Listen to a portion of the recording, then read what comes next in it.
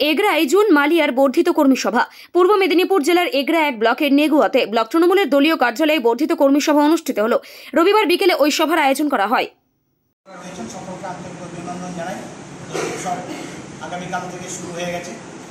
আজকে আগামীকাল আপনারা হোলি উৎসবে সকলে রং মাখামাখি করবেন, খেলবেন, যাতে মনকে একেবারে পরিষ্কার করে নিয়ে নেগুয়া উত্তর বুথের যারা আমরা সকলে এখানে উপস্থিত ছিলাম বা এখনও রয়েছি, এবং বিশেষ করে আমার যারা নেতৃত্ব পর্যায়ে রয়েছেন যে 3-4 জন, তাদের সকলকে বলবো যে কোনো ইগো, কোনো মনের মধ্যে কোনো ক্ষোভ বিক্ষোভ না রেখে আমরা যে আঘাতের দ্বারা আঘাত পেয়ে আজকে আমরা যে জ্বালা যন্ত্রণায় ভুগছি সেটা অনেকের বক্তব্যের মাধ্যমে উঠে এসছে।